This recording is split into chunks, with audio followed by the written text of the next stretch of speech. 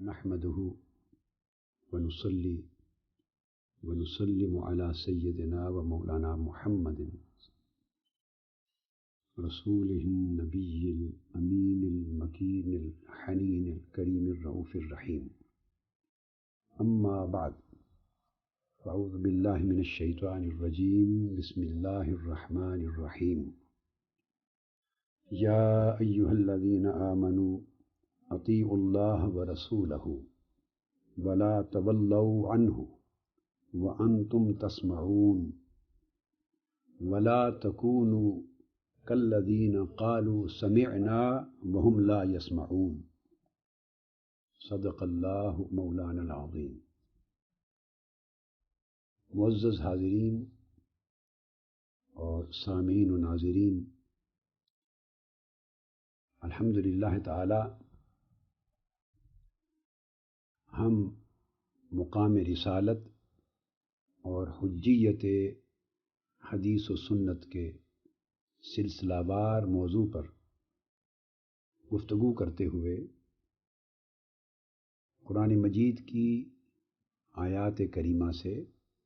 اب براہ راست حضور علیہ الصلوۃ والسلام کی حدیث و سنت کی حجیت پر ایویڈنسز اور شہادتیں لا رہے ہیں. آج کی گفتگو ہم سورہ انفال کی آیت نمبر 20 اور 21 کے بیان سے شروع کر رہے ہیں. پچھلی نشست میں ہم نے سورہ حجرات میں اعراب کے حوالے سے اسلام اور ایمان کے درمیان فرق، یعنی مسلم اور مومن کے درمیان فرق بیان کیا اور اس پر روشنی ڈالی قرآن مجید نے کہ وہ اعراب اور بدو یا مدینہ کے گرد و نواح میں رہنے والے لوگ جنہوں نے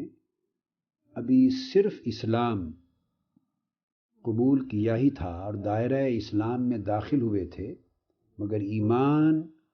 ان کے قلب و باطن میں اور ان کے دل و دماغ میں ابھی راسخ نہیں ہوا تھا، متمکن نہیں ہوا تھا، تو ان کو قرآن مجید نے اللہ رب العزت کے حکم کے تحت یہ کہنے سے منع کر دیا کہ وہ خود کو مومن کہہ رہے تھے، آمنا، منع کر دیا کہ خود کو مومن نہ کہو بلکہ کہو ہم ابھی اسلام میں داخل ہوئے ہیں، یہ وضاحت کر کے کہ ایمان ابھی تک تمہارے دلوں میں داخل نہیں ہوا، اس لیے کہ ایمان داخل ہونے کی علامت اللہ اور اس کے رسول کی اطاعت کرنا ہے. اور میں نے یہ بھی واضح کیا تھا بخاری، مسلم، مسند احمد بن حنبل کی تمام کتب کی احادیث کے ریفرنس سے کہ چونکہ ان آیات کریمہ کا شان نزول وہ واقعہ تھا کہ جب ایک غزوہ میں آقا علیہ الصلوۃ والسلام نے مال غنیمت تقسیم کرتے ہوئے بعض لوگوں کو عطا فرمایا اور بعض لوگوں کو نہیں دیا. جن کو نہیں ملا تو ان کے ذہنوں میں ایک سوال ابھرا، تو جب انہوں نے حضور علیہ الصلوۃ والسلام کو اس امر کی طرف متوجہ کیا تو آقا علیہ السلام بھانپ گئے کہ ان کے سوال میں اور ان کی سوچ میں ایک شکوہ ہے، ایک سوال ہے، اور جس میں ایک اعتراض کی بو آتی ہے. یہ آقا علیہ الصلوۃ والسلام کے اس عمل کی صداقت پر جو بلائنڈ فیتھ ہوتا ہے، کامل ایمان بالغیب، اس میں کمی کی بو آتی ہے، اسمیل آتی ہے. اس پر قرآن مجید نے یہ بات کی اور آقا علیہ السلام نے اس کی پھر وضاحت فرمائی. تو قرآن نے کہا کہ ایمان تو دراصل اس وقت متحقق ہوگا جب تمہیں رسول صلی اللہ علیہ وآلہ وسلم کی ذات گرامی میں، رسول اکرم صلی اللہ علیہ وسلم کے ہر حکم میں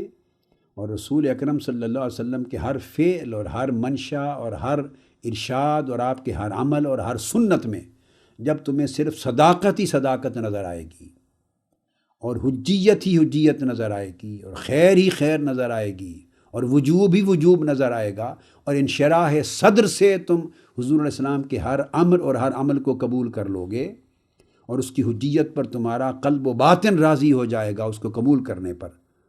اور اس میں شک اور شبہ کی گرد بھی نہیں رہے گی، تزلزل بھی نہیں رہے گا، تو تب ہم کہیں گے کہ تمہارے قلب و باطن میں ایمان آ گیا ہے۔ آج اسی تناظر میں اگلی جو آیت کریمہ آج کا موضوع ہے، جہاں سے ہم شروع کر رہے ہیں، پھر اور آیات کریمہ کے ریفرنس بھی آج کی گفتگو میں انشاءاللہ آئیں گے، وہ سورہ انفال ہے اور اس کی آیت نمبر 20 اور 21۔ یہاں بھی اللہ رب العزت نے اب اہل ایمان کو خطاب کیا ہے اور ارشاد فرمایا، وہاں خطاب اعراب سے تھا جو اہل اسلام تھے، اہل ایمان نہیں بنے تھے۔ اب یہاں پر خطاب اہل ایمان کو ہے، فرمایا یا ایھا الذین آمنوا، اے اہل ایمان، ایمان والو، اطیعوا اللہ و رسولہ، اللہ کی اور اس کے رسول کی اطاعت کیا کرو، یعنی جاری رکھو، چونکہ ایمان ملا ہی تمہیں اطاعت رسول کے تصدق سے ہے، ایمان ملا ہی تمہیں اتباع رسول کے توسل سے ہے، ایمان ملا ہی تمہیں حاکمیت رسول کے وجوب اور حجیت کو تسلیم کرنے اور اس پر یقین رکھنے سے ہے۔ لہٰذا اللہ کی اور اس کے رسول کی اطاعت کو جاری رکھو، اپنے اوپر واجب سمجھو، لازم کیے رکھو۔ ولا تولوا عنہ، اب یہاں ایک بڑی دلچسپ چیز ہے اور توجہ طلب ہے، وہ یہ کہ حکم دیا اطیعوا اللہ و رسولہ، کہ اللہ اور اس کے رسول کی اطاعت کیا کرو اور جاری رکھو، اور اس کے بعد منع کیا روگردانی سے، انحراف سے، اس سے منع کیا۔ اب منع کرتے ہوئے ولا تولوا عنہ فرمایا اور اس سے روگردانی نہ کرو۔ عنہ میں ہو کی جو ضمیر ہے یہ واحد کے لیے ہے، یہ دو کی نہیں ہے۔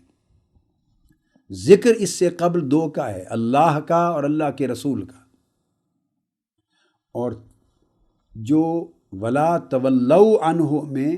روگردانی سے منع کرنے کا جو حکم ہے، تو اس میں عنہ کی ضمیر واحد کی استعمال کی ہے، وہ تثنیہ یعنی دو کے لیے استعمال نہیں کی۔ اس کا مطلب یہ ہوا کہ اب اس کا مرجع اللہ رب العزت نے اپنی ذات کو اور رسول کی ذات کو نہیں رکھا، بلکہ اپنی اور اپنے رسول کی اطاعت کو رکھا ہے ضمیر کا مرجع، اور عنہ اس سے روگردانی نہ کرو، یوں نہیں فرمایا کہ ان سے روگردانی نہ کرو، ان دونوں سے روگردانی نہ کرو نہیں فرمایا، یعنی اللہ اور اللہ کے رسول سے ان سے روگردانی، ولا تولوا عنہما یہ نہیں کہا، بلکہ کہا ولا تولوا عنہ اس سے روگردانی نہ کرو۔ اب واحد کا ضمیر اور واحد کا صیغہ استعمال کر کے قرآن مجید نے ایک واضح میسج دیا ہے، ایک categorical, clear cut, expressive message ہے، جس میں نہ کوئی ڈاؤٹ ہے، نہ سسپیشن ہے، اور نہ ہی کسی اور انٹرپریٹیشن کی گنجائش ہے۔ وہ یہ کہ جب ذکر ما قبل میں دو کا آ رہا ہے، اللہ کا اور اللہ کے رسول کا، تو پھر روگردانی کرنے سے منع کرتے ہوئے یہ کیوں فرمایا کہ اس سے روگردانی نہ کرو؟ تو دراصل اشارہ اس کا اطیعوا کا جو حکم ہے، وہ چونکہ اللہ اور اللہ کے رسول کی اطاعت کرو، تو اللہ رب العزت نے عنہ میں ضمیر واحد کا صیغہ استعمال کر کے یہ بات سمجھائی ہے، اے اہل ایمان اس بات کو سمجھو کہ اللہ اور اس کے رسول کی اطاعت کو دو اطاعتیں نہ جانو، وہ ایک ہی اطاعت ہے۔ تو عنہ میں اس کا مرجع اطیعوا کا وہ امر ہے کہ اس حکم سے کبھی روگردانی نہ کرنا، اور اللہ کے رسول کی اطاعت میں کبھی تفریق نہ کرنا، اور حکم الہی اور حکم رسول کو کبھی دو حکم نہ جاننا، اور اللہ کے حکم کی حجیت اور حکم رسول کی حجیت کو کبھی دو حجتیں یا حجیتیں تسلیم نہ کرنا۔ یہ ایک ہی حجت ہے، ایک ہی حجیت ہے، ایک ہی امر ہے، ایک ہی حکم ہے، اور ایک ہی اطاعت ہے، کیونکہ اللہ کی اطاعت کا کوئی وجود الگ سے رسول کی اطاعت کے بغیر ہے ہی نہیں۔ جب تم رسول کی اطاعت کرو گے اور رسول کی تابع فرمانی کرو گے اور رسول کی غلامی میں آ جاؤ گے اور رسول اکرم صلی اللہ علیہ وسلم کی حکمیت اور حاکمیت کے سامنے سر تسلیم خم کر لو گے اور سنت رسول کی حجیت پر ایمان لے آؤ گے، تو یہی ایمان تمہارا اللہ کی اطاعت پر ایمان ہوگا، یہی ایمان حکم الہی پر ایمان ہوگا، یہی وجوب حکم الہی پر ایمان ہوگا، یہی فرضیت حکم الہی پر ایمان ہوگا، اور یہی قرآن پر ایمان ہوگا۔ اب یہ بات میں کئی بار مختلف دروس میں بتکرار کہہ رہا ہوں، چونکہ اس امر کی بار بار سمجھانے کی ضرورت ہے۔ وہ احباب جو غلطی سے، غلط فہمی سے، کج فہمی سے، نادانی سے یہ سمجھتے ہیں کہ ہمارے لیے صرف قرآن کافی ہے، یہ ایک تھاٹ ہے، اس تھاٹ پہ میں ضرب لگا رہا ہوں کہ یہ تھاٹ گمراہی ہے۔ اس میں لفظ قرآن کو سن دیکھ کر للچا نہ جایا کریں کہ یہ تو قرآن کی بات کرتا ہے، اتنی اعلیٰ کہ صرف قرآن کافی ہے۔ نہیں، ہاں، قرآن، صرف قرآن کا لفظ جو ہے یہ تو بہر صورت قرآن ہے، یہ تو اللہ کی نازل کردہ وحی کا عنوان ہے، مگر جب اس نے کافی ہونے کے لیے صرف لگا دیا، صرف قرآن کافی ہے، تو اس نے قرآن کی نفی کر دی۔ قرآن کہہ کر صرف لگا دینے سے خود قرآن کی نفی کر دی۔ اس لیے کہ اگر وہ حقیقتاً دل و جان سے ایسا کہنے والا اور ایسا سمجھنے والا صرف قرآن کو کافی سمجھتا، حقیقتاً کافی سمجھتا، تو پھر قرآن جو کہتا ہے اس کو مانتا، قرآن جو حکم دیتا ہے اسے قبول کرتا، قرآن جس پہ زور دیتا ہے، تاکید کرتا ہے، اس کو دل و جان سے تسلیم کرتا، اور قرآن جس حکم سے روگردانی کو کفر قرار دیتا ہے وہ اس کفر سے بچتا۔ اب دیکھیے کتنا تضاد ہے اس سوچ میں کہ کہنے کو تو ایک کہنے والا شخص یا بعض لوگ یا بعض افراد پر مشتمل ایک طبقہ نادانی میں، کم علمی میں، کہنے کو تو یہ کہہ رہے ہیں کہ صرف قرآن کافی ہے، حدیث اور سنت رسول کی ضرورت نہیں، قرآن کافی ہے، کہنے کو یہ کہہ رہے ہیں۔ اب جب قرآن کو کافی کہا تو کافی سمجھو بھی، اور کافی کا مطلب ہوتا ہے کہ جو قرآن کہے اسی کو مانو۔ تو قرآن تو جا بجا یہ کہہ رہا ہے یا ایھا الذین آمنوا اطیعوا اللہ ورسولہ، اللہ اور اس کے رسول کی اطاعت کرو۔ قرآن تو کبھی بھی الحمد سے والناس تک ایک مقام بھی ایسا نہیں ہے پورے قرآن میں، یہ بات بڑی توجہ طلب ہے، اور میں بڑی اتھارٹی کے ساتھ اور یقین اور وثوق کے ساتھ یہ بات کہہ رہا ہوں۔ صرف قرآن کو کافی کہنے والے اور صرف قرآن کے حکم کو حجت ماننے والے توجہ کریں کہ الحمد سے لے کر والناس تک پورے 30 پاروں میں اور پوری 114 سورتوں میں قرآن مجید میں ایک مقام بھی ایسا نہیں جہاں قرآن نے یہ کہا ہو کہ صرف اللہ کی اطاعت کافی ہے، صرف اللہ کے حکم کو مانو، صرف اللہ کے حکم کو فرض اور واجب سمجھو، اور صرف اللہ کے حکم کے سامنے سر تسلیم خم کرو، صرف اللہ کی اطاعت کرو۔ 114 سورتوں میں قرآن میں ایک مقام ایسا نہیں ہے۔ قرآن مجید نے جہاں کہا ہے، جہاں بھی حکم دیا ہے اطاعت کا، اللہ اور رسول کی اطاعت کرو، اللہ اور اس کے رسول کی اطاعت کرو، اللہ اور اس کے رسول کی اطاعت کرو، اور جس نے اور پھر اللہ اور اس کے رسول کی اطاعت کا حکم دے کر جب روح گردانی سے منع کیا تو پھر 2 اطاعتوں کو 2 نہیں کہا، وہاں ایک بنا دیا اس اطاعت کو، اور ضمیر واحد کا استعمال کر کے اس فکر کو جڑ سے کاٹ دیا، اس زعم باطل کو کلیتاً رد کر دیا کہ کوئی اللہ کی اطاعت کو الگ جانے اور رسول کی اطاعت کو الگ سمجھے، اللہ کے حکم کو الگ درجہ دے اور رسول کے حکم کو الگ حیثیت دے۔ اس دوئی کو، تفریق کو، امتیاز کو مٹا دیا کہہ کر وَلَا تَوَلَّوْا عَنْهُ، یہ اللہ کا حکم ہے، یہ قرآن کا حکم ہے۔ اگر قرآن کو تم کافی سمجھتے ہو اور صرف قرآن کو کافی سمجھتے ہو تو پھر قرآن تو صرف یہ کہہ رہا ہے، صرف قرآن کو کافی سمجھنے والوں، قرآن تو صرف یہ کہہ رہا ہے کہ اللہ اور اللہ کے رسول کی اطاعت ایک اطاعت ہے، ان کو 2 نہ سمجھا کرو، اور رسول کی اطاعت سے روگردانی کرنا اللہ کے حکم سے روگردانی کرنا ہے، رسول کی سنت کی حجیت ہونے کا انکار کرنا حکم الہی کی حجیت کا انکار کرنا ہے۔ تو قرآن تو صرف یہ کہتا ہے ہر جگہ۔ اگر قرآن کافی ہے، صرف قرآن کافی ہے، تو قرآن کا حکم تو صرف یہ ہے۔ اور پھر ایک لطیف بات یہ ہے، میں نے پہلے بھی واضح کیا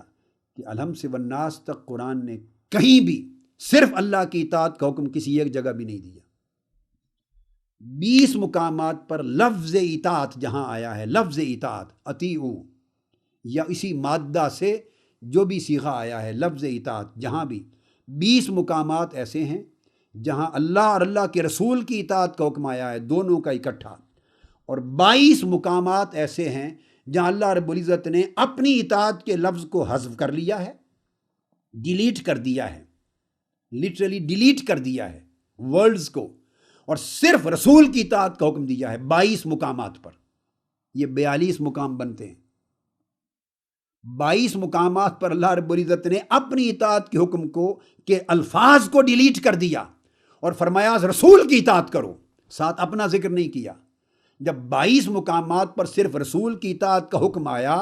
تو کم سے کم کوئی ایک جگہ تو ایسی ہوتی کہ جہاں اللہ رسول کی اطاعت کو ڈیلیٹ کر دیتا اور اپنی اطاعت کا ذکر کر دیتا۔ تو اللہ تعالیٰ نے کہیں بھی رسول کی اطاعت کو ڈیلیٹ کر کے نکال کر صرف اپنی اطاعت کا حکم تو ایک جگہ بھی نہیں دیا، جبکہ اپنی اطاعت کے حکم کو ظاہراً الفاظ کی شکل میں 22 مقامات پہ ڈیلیٹ کیا اور رسول اکرم کی اطاعت کا خالص حکم دیا، صرف رسول کی اطاعت کا۔ اور اس کی حکمت کیا ہے؟ حکمت یہ ہے کہ اللہ رب العزت جانتا ہے کہ اگر وہ رسول کی اطاعت کا لفظ ڈیلیٹ کر دیتا اور ایک آیت بھی ایسی قرآن میں آ جاتی تو لوگ تو قیامت بپا کر دیتے، جن کے دلوں میں مقام رسالت کا احترام نہیں تھا یا مقام رسالت کی معرفت نہیں تھی، جن کے دلوں میں سنت رسول کا درجہ صحیح جن کو معلوم نہیں تھا اور اس کی حجیت کے انکار کے لیے جن کی طبیعتیں میلان رکھتی تھیں، یا جو دین سے، سنت سے، اسلام سے گریز چاہتے تھے اور تلاش میں تھے، اگر ایک آیت بھی ایسی آ جاتی، فقط ایک، جہاں اللہ تعالیٰ حکم دے دیتا کہ بس میری اطاعت کرو کافی، اور وہاں اطاعت رسول کا حکم نہ ہوتا، تو من مانی تعویل کرنے والے تو قرآن کی 100 آیتوں کو چھوڑ دیتے جہاں آقا علیہ السلام کے حکم کی اور سنت کی اور آپ کے ارشادات کی حجیت ذکر ہوئی، 100 آیتیں چھوڑ دیتے، اسی ایک کو پکڑ لیتے، کہتے یہ بھی تو قرآن کی آیت ہے لہٰذا ہمیں راستہ مل گیا، اور وہ رسول کی اطاعت کو چھوڑ دیتے، رسول کی سنت کو چھوڑ دیتے، اس سے معاذ اللہ ڈیگریڈ کر دیتے سنت رسول کو۔ اللہ تبارک و تعالیٰ نے اس لیے ایک آیت میں بھی ایسا حکم نہیں کیا کہ جہاں اطاعت رسول کا ذکر چھوڑ کر صرف اپنی اطاعت کے ذکر پر اکتفا کر لیا ہو، یہ نہیں کیا، کیونکہ اسے معلوم تھا کہ یہ فتنہ پیدا ہوگا، صرف قرآن کافی ہے۔ اس فتنے کو اللہ نے پہلے سے ہی رد کر دیا قرآن میں،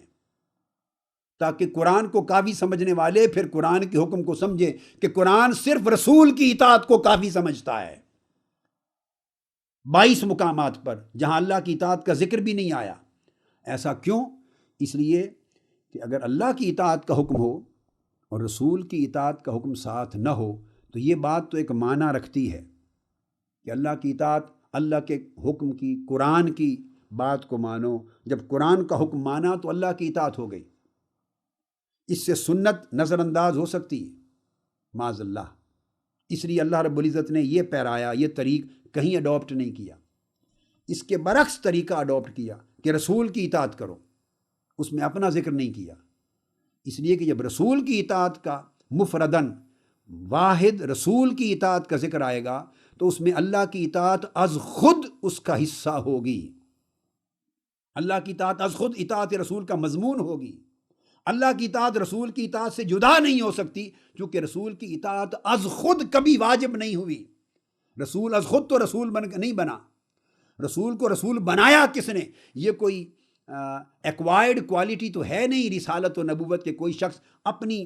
روحانی کمال کے درجے طے کرتا کرتا، علم کے درجے طے کرتا کرتا، اعمال صالحہ کے درجے طے کرتا کرتا از خود ترقی کر کے نبی اور رسول بن جائے، ایسا تو ہے نہیں۔ نبوت و رسالت تو محض واہب الہی ہے، یہ تو صرف اللہ کا انتخاب ہے۔ اللہ جس کو چن کر نبوت کا اعزاز عطا کرتا ہے وہی نبی ہے، اللہ جس سے خطاب کرتا ہے فقط وہی نبی ہے، اللہ جس کو اپنا نمائندہ بنا کر بنی نوع انسان کے کسی طبقے کی طرف بھیجتا ہے وہی اللہ کا سفیر ہے، وہی اللہ کا رسول ہے۔ سفیر کی از خود بھیجنے والے کے بغیر تو کوئی حیثیت نہیں ہوتی، سفیر کی از خود بھیجنے والے کے بغیر، اس سلطنت و مملکت کے بغیر جس کو ریپریزنٹ کر رہا ہے اس کے بغیر تو سفیر کبھی سفیر نہیں ہوتا۔ تو جس طرح اس دنیا میں اس ملک کے بغیر کہ جس ملک کی گورنمنٹ کسی کو اپنا نمائندہ بنا کے دوسرے ملک بھیج رہی ہے، اس ملک کے بغیر سفیر نہیں ہوتا، اس طرح رسول ساری کائنات جن و انس میں اللہ کا سفیر ہے۔ تو اللہ رب العزت نے چونکہ رسول کو رسول بنایا ہے، اس کو رسالت دی ہے، اپنا نمائندہ بنایا ہے، اور یہ کہہ کر بنایا ہے کہ جو یہ بولے سمجھو وہ میں بول رہا ہوں، جو یہ کہے سمجھے وہ میں کہہ رہا ہوں، چونکہ تم مجھے نہیں دیکھتے ہو، تم مجھے نہیں سنتے ہو، تم مجھے نہیں پہچانتے ہو، تم میری بات کو نہیں سن سکتے، تم ڈائریکٹلی میری اطاعت کیسے کر سکتے ہو جب تم میرا حکم نہیں پا سکتے؟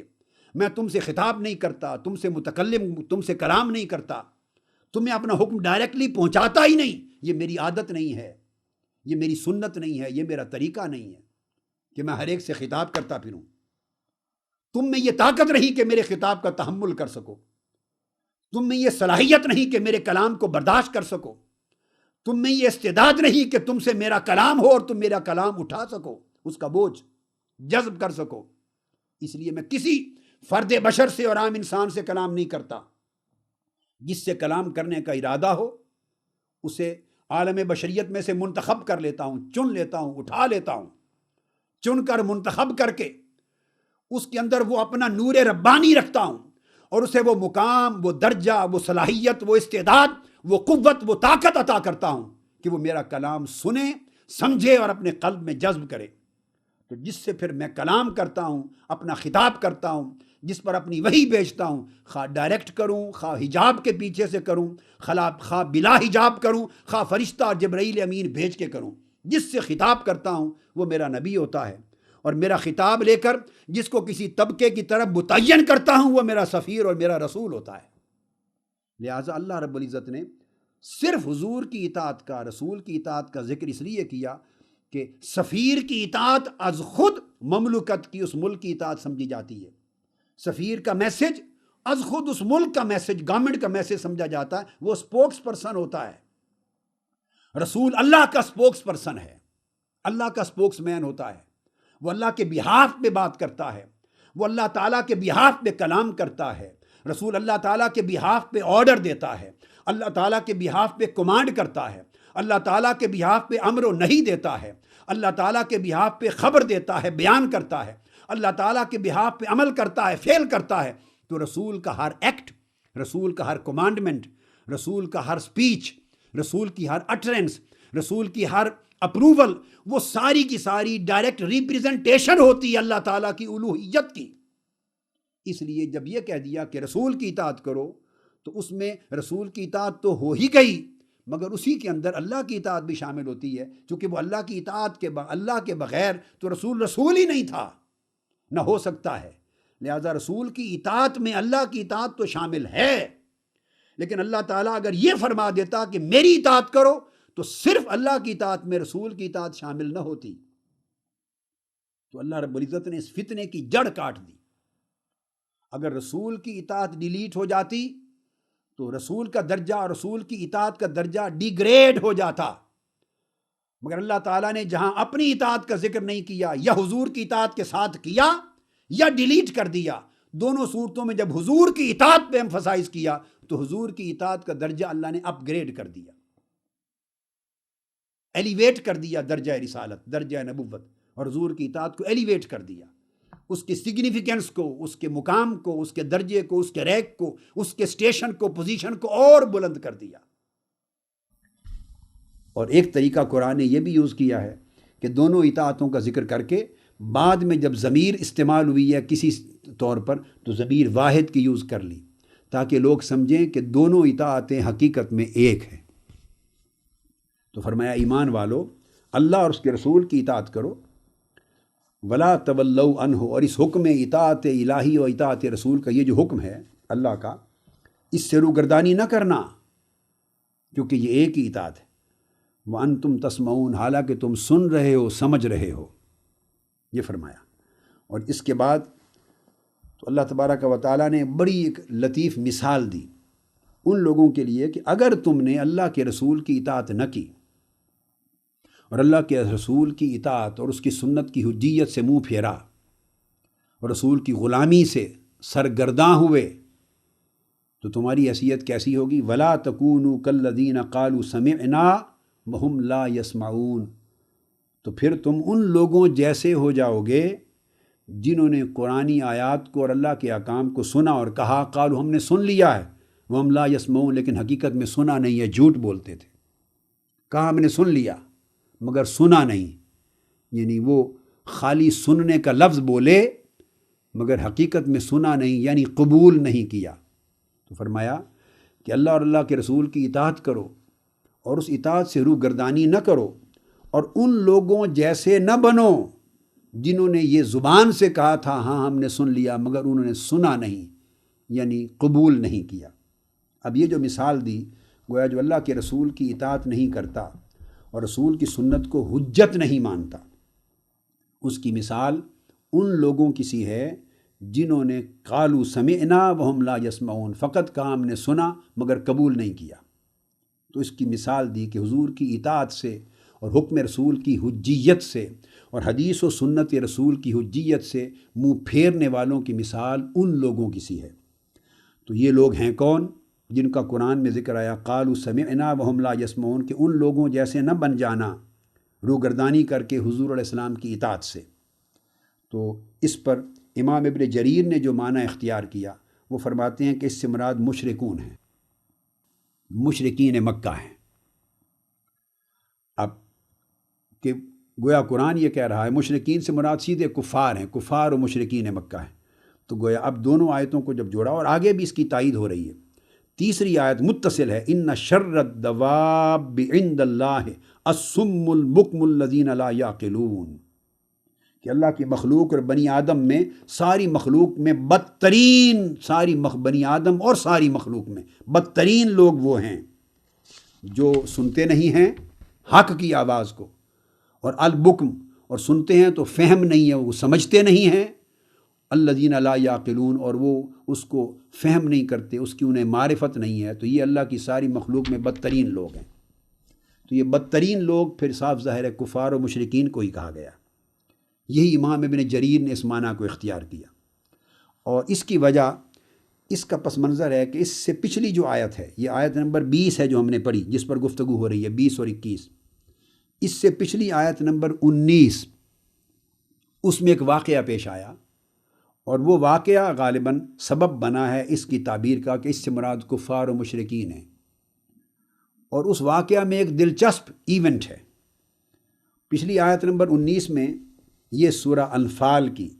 قرآن مجید میں آتا ہے اعوذ باللہ من الشیطان الرجیم، ان تستفتحوا فقد جاءکم الفتح وَإِن تَنْتَهُوا فَهُوَ خَيْرٌ لَكُمْ وَإِن تَعُودُوا نَعُدْ وَلَن تُغْنِي عَنْكُمْ فِئَتُكُمْ شَيْئًا وَلَوْ كَثُرَتْ وَأَنَّ اللَّهَ مَعَ الْمُؤْمِنِينَ۔ تو یہ جو پہلا کلمہ ہے، پہلے الفاظ ہیں، ان تستفتحوا فقد جاءکم الفتح، کہ تم نے اگر اللہ سے فتح مانگی ایک جنگ میں۔ اب یہ کفار کو خطاب ہو رہا ہے، یہ خطاب کفار اور مشرکین مکہ کے لیے۔ اے کفار، اے مشرکین مکہ، تم نے اگر جنگ میں اللہ سے فتح مانگی، فقد جاءکم الفتح، تو فتح آ گئی، جیسے تم نے فتح مانگی سو فتح آ گئی۔ اب یہاں سوال پیدا ہوتا ہے کہ کون سی فتح مانگی اور کیسے فتح آ گئی؟ تو اس پر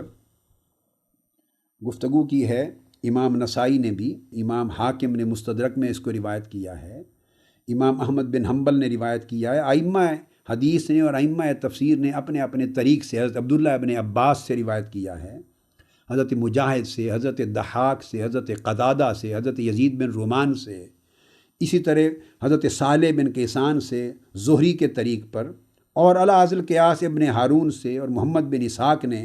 عبداللہ بن سلمہ سے، اور قطن بہت سارے طرق سے، صحابہ، تابعین، تبع تابعین اور طرق اور اسانید سے یہ واقعات روایت ہوئے ہیں۔ میں کوٹ کر رہا ہوں، بڑے خاص الفاظ ہیں، جسے السدی الکبیر، ایک جلیل القدر تابعی ہیں حضرت سدی الکبیر، یہ حضرت عبداللہ ابن عباس رضی اللہ تعالیٰ عنہ کے جلیل القدر شاگردوں میں سے ہیں،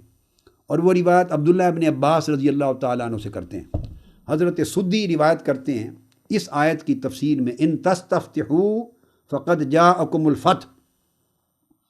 وہ روایت کرتے ہیں کہ جب غزوہ بدر پیش آیا، پہلا مارکہ حق و باطل تھا غزوہ بدر، تو مشرکین مکہ، کفار مشرکین جس میں ابو جہل وغیرہ سارے شریک تھے، یہ مشرکین مکہ اپنا لشکر اور فوج لے کر مکہ سے جب نکلے غزوہ بدر کے لیے، بدر کی طرف جانے کے لیے جب نکلے، تو نکل کر سیدھا کعبۃ اللہ میں آئے۔ اب آپ دیکھیے، اناد رسول اللہ صلی اللہ علیہ وسلم کی ذات سے ہے، کعبہ سے نہیں ہے۔ اناد رسول پاک صلی اللہ علیہ وسلم کی ذات سے ہے اور اللہ سے نہیں ہے، آگے بات آ رہی ہے۔ اور حضور علیہ السلام چونکہ وہ دین لائے ہیں، اس سے اناد ہے، اللہ کے اور کعبۃ اللہ کے منکر تو نہیں، اس کعبے کے تو وہ مجاور تھے۔ تو حضرت سدی الکبیر روایت کرتے ہیں التابعی کان المشرکون حین خرجوا من مکہ الی بدر، جب مشرکین مکہ سے نکلے بدر کی طرف جانے کے لیے، اخذوا باستار الکعبۃ فاستنصروا اللہ، تو انہوں نے آ کے کعبۃ اللہ کے اللہ تعالیٰ کعبہ کا غلاف پکڑ لیا، سارے مشرکین کعبہ کے ارد گرد ہو گئے، غلاف کعبہ پکڑ لیا اور اللہ سے مدد مانگی۔ اب یہاں دلچسپ بات یہ ہے کہ لات، منات، عزا اور حبل سے نہیں مانگ رہے، وہ 360 بت ان کے مشرکانہ طریق ہے، وہ کعبے کے صحن میں مطاف میں ارد گرد انہوں نے رکھے ہوئے تھے، مگر یہ جو واقعہ ہے یہ اپنے لات کے پاس، منات کے پاس، عزا یا حبل کے پاس، بتوں کے پاس جا کے مدد نہیں مانگ رہے، کعبۃ اللہ کے غلاف کو تھام کر ارد گرد سارے مشرکین مکہ کھڑے ہیں اور کعبۃ اللہ کا غلاف تھام کر اور اللہ سے مدد مانگ رہے ہیں۔ اور یہ حضرت سدی الکبیر جلیل القدر تابعی روایت کرتے ہیں حضرت عبداللہ ابن عباس رضی اللہ تعالیٰ عنہ کے تلامذہ میں سے، فاستنصروا اللہ، اور انہوں نے اللہ سے مدد مانگی، اور الفاظ بھی روایت کیے ہیں اللہ سے مدد کن کلمات کے ساتھ مانگی، وقالوا اللہم انصر، اے اللہ تو ہماری مدد فرما، مدد فرما، اعلی الجندین، دو لشکروں میں سے جو اعلیٰ لشکر ہے اس کی مدد کر۔ وہ تو اس گھمنڈ میں تھے نا کہ اپنے آپ کو اعلیٰ سمجھتے تھے، کیونکہ ان کا خیال تو یہ تھا کہ حضور علیہ السلام کے ماننے والے تو غلام ہیں، ان کے جو نوکر تھے، ان کے غلام تھے، حضرت بلال جیسے لوگ، کمزور لوگ، چھوٹے طبقات سے لوگ، وہ آقا علیہ السلام کا انہوں نے اسلام بڑا جلد قبول کیا، اور چند قریش تھے، سیدنا ابو بکر صدیق، سیدنا فاروق اعظم، عثمان غنی، سیدنا علی المرتضیٰ، ہر چند وہ بھی تھے، سیدنا امیر حمزہ، حضرت عباس، قریش کے اعلیٰ خاندان میں سے تھے، مگر ان کی تعداد تھوڑی تھی۔ اور ثانیاً پھر یہاں سے تو تھوڑے لوگ گئے، جب آقا علیہ السلام مدینہ طیبہ ہجرت فرما کے گئے تو 400 کے قریب تو کل مسلمان ہوئے تھے، پھر وہاں جا کر جو مسلمان ہوئے وہ لوگ تو قریش نہیں تھے، مدینہ میں یثرب میں مسلمان ہونے والے تو وہ اہل مدینہ تھے، وہ تو اوس اور خزرج وغیرہ کے، وہ انصار کے قبائل تھے، تو کثرت کے ساتھ وہ قبائل انصار کے تھے، یا یہاں سے کچھ لوگ جو مہاجرین گئے تھے وہ سارے قریش نہیں تھے۔ اب ان کو گمنڈ تھا کہ ہم تو قریش ہیں اور یہی کعبۃ اللہ کے غلاف تھام کر دعا کر رہے ہیں، اور ان کو گمنڈ تھا کہ یہ صرف قریشیوں کا لشکر ہے، اور وہاں تو تھوڑے قریشی ہیں اور زیادہ غیر قریشی ہیں، پھر چھوٹی قبائل کے لوگ ہیں، پھر اس کے بعد انصار ہیں، خزرج اور اوس کے وہاں کے مقامی لوگ ہیں، تو ہمارا جو لشکر ہے یہ تو اعلیٰ نسب کا اونچا لشکر ہے۔ تو کہنے لگے اللہم انصر اعلی الجندین، اے اللہ جو دو لشکر آپس میں بھڑ رہے ہیں، جن کی ٹکر ہونے والی ہے بدر میں، دو میں سے جو اعلیٰ لشکر ہے، اشارہ ان کا اپنی طرف تھا، یہ گھمنڈ تھا، یہ خمار تھا ذہن کا، اعلیٰ لشکر کی مدد کر، وَأَكْرَمَ الْفِئَتَيْن، اور جو بزرگ تر گروہ ہے اس کی مدد کر، وَخَيْرَ الْقَبِيلَتَيْن، اور قبائل میں جو سب سے اعلیٰ قبیلہ ہے یعنی ہم، انہوں نے دعا اس طرح کی اس کی مدد کر۔ تو اپنے آپ کو اعلی الجندین، لشکروں میں سے جو اعلیٰ لشکر ہے، گروہوں میں سے جو اکرم بزرگی والا گروہ ہے، اور قبیلوں میں سے جو خیر کا قبیلہ ہے اس کی مدد کر، اور کہا اللہم انصر، اللہ تو مدد فرما۔ پھر وہ بدر میں گئے تو شکست کھا گئے، اور ان کے 70 قیدی ہوئے اور شکست خوردہ پہلے مارکہ میں واپس آئے، اور کئی لوگ مارے بھی گئے، ابو جہل وغیرہ۔ اس پر اللہ رب العزت نے یہ آیت نازل کی، فرمایا ان تستفتحوا، ہاں تم نے مجھ سے مدد مانگی تھی نا، اور جن کلمات کے ساتھ مدد مانگی تھی وہ یہ تھے کہ اے اللہ جو دو گروہوں میں اعلیٰ ہے اس کی مدد کر، جو دو لشکروں میں سب سے اونچے درجے کا ہے اور جو قبائل میں سب سے ان کی مدد کر۔ تو ہاں جو اعلیٰ تھا میں نے اس کی مدد کر دی، اور فرمایا قد نصرت ما قلتم وهو محمد، تم نے کہا تھا جو سب سے اعلیٰ ہے اس کی مدد کر، اور ساری کائنات میں سب سے اعلیٰ تو محمد ہے صلی اللہ تعالیٰ علیہ وآلہ وسلم۔ تو جو اعلیٰ تھے میں نے ان کی مدد کر دی، جو اکرم تھے میں نے ان کی مدد کر دی، اور جو خیر و اخیر تھے میں نے ان کی مدد کر دی۔ تم نے ہی مدد مانگی تھی کہ اعلیٰ کی مدد کر۔ تو فرمایا قد نصرت ما قلتم وهو محمد صلی اللہ علیہ وسلم، جو لفظ تم نے کہے میں نے اسی طرح مدد کی، اور وہ لفظ محمد مصطفیٰ پر ان کا اطلاق ہوتا ہے صلی اللہ علیہ وآلہ وسلم۔ تو یہ اس کی شان نزول ہے، چونکہ پیچھے بات ان کفار و مشرکین کی تھی، اور اشارہ یہ تھا کہ وہ کہتے تھے ہم نے سن لیا مگر سنا نہیں، مانا نہیں۔ اگر سن لیتے تو ان کی عقل میں یہ بات نہ آ جاتی کہ نادانوں تم اس اللہ کے کعبہ کے غلاف کو تھامے کھڑے ہو، کعبۃ اللہ کا غلاف، اللہ کے گھر میں کھڑے ہو اور اللہ سے مدد مانگ رہے ہو کہ سب سے اعلیٰ کی مدد مان کر اور منکر و رسول پاک کے، منکر و سیدنا محمد مصطفیٰ کے منکر ہو صلی اللہ علیہ وآلہ وسلم، ان کے دین کے، ان کی شریعت کے، ان کی سنت کے، ان کی اتباع کے، ان کی غلامی میں آنے کے منکر ہو، اور اللہ کا گھر مانتے ہو، اللہ کے گھر کا طواف کرتے ہو، اللہ کے گھر کے غلاف تھام کے کھڑے ہو اور خود مجھ سے اللہ سے مدد مانگ رہے ہو، اور جس کو میں نے اپنا حبیب بنا کے بھیجا ہے، جس کو میں نے اپنا سفیر بنایا ہے، میں نے اپنا نبی اور رسول بنایا ہے، جس کو میں نے اکرم الخلق بنایا ہے، جس کو میں نے ساری کائنات کا سب سے بڑا مقام اور منصب عطا کیا ہے، اور جس کو بارے میں نے کہا ہے کہ اس کی اطاعت میری اطاعت ہے، اس کا کلام میرا کلام ہے، اس کا پیغام میرا پیغام ہے، اس کا حکم ماننا میرا ماننا ہے، اس کی اطاعت کر کے سر تسلیم خم کرنا یہ میری بندگی بجا لانا ہے۔ تم مجھے مانتے ہو، میرے گھر کے غلاف تھامتے ہو، مجھ سے مدد مانگتے ہو، اور جس محبوب کے اوپر میں نے ہر چیز کا مدار کر دیا ہے، اور میرے نبی اور رسول اس کی سفارت اور اس کی نبوت اور اس کی رسالت کو نہیں مانتے اور اسے حجت نہیں مانتے، اس سے انکار کرتے، اس سے لڑنے جا رہے ہو، اس سے مقابلہ کرنے جا رہے ہو۔ تو فرمایا یہ وہ لوگ تھے جنہوں نے سمجھا ہی نہیں، جو بات سنی اس کو سمجھا ہی نہیں، سن لیا کانوں سے، وہم لا یسمعون، مگر وہ بات ان کے دماغ میں نہیں گئی، ان کے دلوں میں نہیں اتری، اس کا فہم نہیں ملا ان کو۔ اگر سمجھتے تو عقل کرتے کہ اس خدا سے، اس محمد مصطفیٰ کے خلاف مدد مانگ رہے ہیں، اس خدا سے، اس کے گھر میں کھڑے ہو کر، اس کے گھر کے غلاف کو تھام کر، ان کی سمجھ آ جاتی کہ وہ خدا اس کی طرف ہے یا ہماری طرف ہے، جس کو اس نے بھیجا ہے وہ اسی کی طرف ہے، وہ اسی کا مددگار ہے، اسی کا حامی ہے، اسی کا ناصر ہے۔ تو فرمایا وہ لوگ جو تھے کافر و مشرک بے عقل،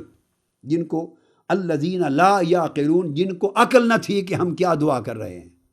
ان لوگوں جیسا نہ ہو جانا۔ اب یہ تلقین کن کو کی جا رہی ہے؟ ان جیسا نہ ہو جانا، ان کفار و مشرکین اور بے عقلوں جیسا نہ ہو جانا جو کعبے کا غلاف تھام کر اللہ سے، اللہ کے رسول کے خلاف مدد مانگ رہے ہیں، ایسے بے عقل نہ بن جانا۔ کن کو کہا جا رہا ہے؟ ایمان والوں کو۔ کیوں نہ بن جانا ایسے بے عقل؟ کفار و مشرکین کی مثال کیوں دی؟ اگر تم نے اللہ رسول کی اطاعت چھوڑ دی اور رسول کی اطاعت سے تم نے روگردانی کر دی اور میرے گھر کا خلاف تھام لیا، میری، اس کا وہی مطلب ہے جو صرف اللہ کی اطاعت کی بات کرتا ہے، جو صرف قرآن کی بات کرتا ہے، جو حکم الہی کی حجیت کی بات کرتا ہے، مگر سنت رسول، حدیث رسول اور حکم رسول کی حجیت کا انکار کرتا ہے۔ فرمایا یہ انہی لوگوں جیسا ہے جو کعبے کا غلاف تھام کر اللہ سے، اللہ کے رسول کے خلاف مدد مانگ رہے ہیں، گویا وہ اللہ کو مانتے ہیں اور اس کے مصطفیٰ کو نہیں مانتے۔ تو اہل ایمان، اگر تم نے بھی یہ تفریق کر دی کہ اللہ کی اطاعت قبول کرتے ہیں، اللہ کے حکم کو حجت مانتے ہیں، اللہ کے نازل کردہ قرآن کو حجت مانتے ہیں، مگر رسول کی حدیث اور سنت اس زمانے کے لیے تھی، ہمارے لیے حجت نہیں ہے، معاذ اللہ۔ اگر تم نے تفریق کر دی میرے اور میرے رسول کے حکم میں، میرے اور میرے رسول کے فرمان میں، اور میرے اور میرے رسول کی اطاعت کی حجیت میں، مطلقہ حجیت میں قیامت تک کے لیے اگر تفریق کر دی، تو فرمایا تم انہی جیسے ہو جاؤ گے جو کعبے کا خلاف تھام کر مجھ سے، میرے محبوب اور میرے رسول کے خلاف مدد مانگتے تھے، بے عقل لوگ تھے۔ تو اس سے گویا وہاں پر پچھلی آیت میں جو حضور کی اطاعت کی حجیت کا انکار کریں وہ مومن نہیں یا منافق ہیں، وہاں وہ ذکر تھا۔ پچھلی نشست میں جو سورہ حجرات کی آیت میں نے کوٹ کی تھی، اور آج اس آیت کریمہ کی سورہ انفال میں اللہ رب العزت نے گویا جو حضور علیہ الصلوۃ والسلام کی اطاعت کی حجیت مطلقہ کا انکار کرے، ان کو اللہ تعالیٰ نے کفار اور مشرکین مکہ کے مساوی قرار دے دیا اور مخلوق کا بدترین طبقہ قرار دیا، اور جس کو امام ابن اسحاق نے اس میں منافقون کو بھی شامل کیا ہے کہ اس سے مراد منافقین بھی ہیں، اس لیے کہ وہ منافقین، ان کی بیک گراؤنڈ چونکہ یہود اور نصارہ کی تھی، تو وہ بھی اللہ کو رائٹ اور رانگ کسی نہ کسی شکل میں، کسی نہ کسی فارم اور مینیفیسٹیشن میں مانتے تھے، تورات کو مانتے، انجیل کو مانتے، پہلے نبیوں کو مانتے، عقائد میں تبدیلیاں آ گئی تھیں، تحریف ہو گئی تھی، مگر بہر صورت بیسیکلی ڈیوائن ریولیشن پر اور ریویلڈ ریلیجن پر ان کا ایک عقیدہ تھا، تو اللہ کو کسی نہ کسی شکل میں مانتے تھے۔ ان کا بھی بغض اور عناد اور عداوت کفار و مشرکین مکہ کی طرح رسول پاک صلی اللہ علیہ وسلم کی ذات اقدس سے تھا، اور ان کی عداوت کی بنیاد یہ تھی کہ ہمارے اندر سے ایک انسان ہمارے قریشیوں میں سے ایک یتیم عبداللہ بن عبد المطلب کا بیٹا یتیم اٹھا، اور جس کے پاس بہت زیادہ زمینیں بھی نہیں ہیں اور بڑی سرداری بھی نہیں ہے اور بڑی جاگیریں بھی نہیں ہیں، ہمارے اندر سے ایک ایسا جوان اٹھے اور وہ کہے ہم اللہ کا رسول ہوں اور میری اطاعت کرو، ہم سب اس کے غلام بن جائیں، اس کے تابع بن جائیں، اس کے پیروکار بن جائیں۔ ان کو یہ نخوت، یہ تکبر، یہ گھمنڈ مار گیا قریشیوں کا۔ اور ادھر بھی وہی نخوت تھی یہود اور نصارہ میں، یہود میں، کہ وہ تصور کرتے تھے کہ چونکہ بنی اسرائیل میں سارے نبی اسماعیل علیہ السلام کے علاوہ، اور حضرت اسماعیل حضرت اسحاق دونوں سیدنا ابراہیم علیہ السلام کے صاحبزادگان تھے، اس کے بعد پورا عرصہ جو 3000 سال کا گزرا، بلکہ 2500 سال کہہ لیجیے عیسیٰ علیہ السلام تک، تمام انبیاء چونکہ بنی اسرائیل سے دوسری لائن سے آئے، حضرت اسحاق کی اولاد سے، پھر حضرت یعقوب، پھر حضرت یوسف علیہ السلام، اسی طرح پھر داؤد علیہ السلام ہیں، سلیمان علیہ السلام ہیں، حضرت موسیٰ علیہ السلام ہیں، پھر یحییٰ زکریہ علیہ السلام ہیں، یحییٰ علیہ السلام، عیسیٰ علیہ السلام، سارے جو کہ بنی اسرائیل سے آئے تھے، تو ان کا بھی ایک گھمنڈ تھا، وہ سمجھتے تھے کہ نبوت اور رسالت صرف بنی اسرائیل کے لیے خاص ہے، یہ کبھی بنی اسماعیل کو نہیں مل سکتی، یہ اللہ نے بنی اسرائیل کو یعنی حضرت اسحاق اور یعقوب علیہ السلام کی اولاد کو چن لیا ہے۔ وہ اس گھمنڈ میں تھے، یہ قریشیت اور اپنی جاگیروں کے گھمنڈ میں تھے، جاگیرداری کے گھمنڈ میں، اپنی سرمایہ داری کے گھمنڈ میں،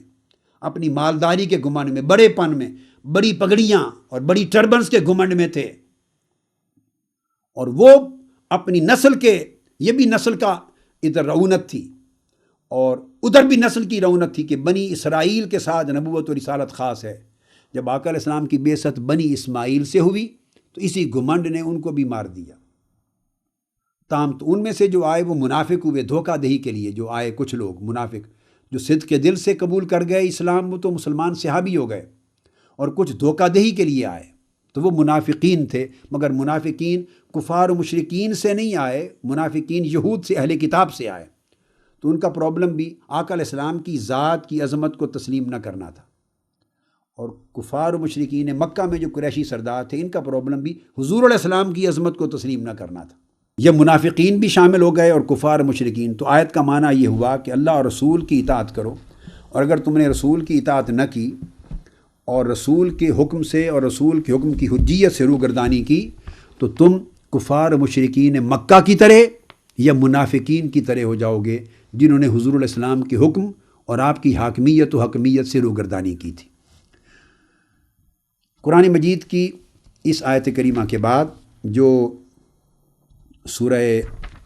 انفال کی ابھی ہم نے ذکر کی ہے، اس کے بعد آگے ہم اگلی آیت کریمہ کو لیتے ہیں، یہ سورہ مجادلہ کی ہے۔ اس میں بھی اللہ رب العزت نے اسی طرح دونوں اطاعتوں کو جمع کیا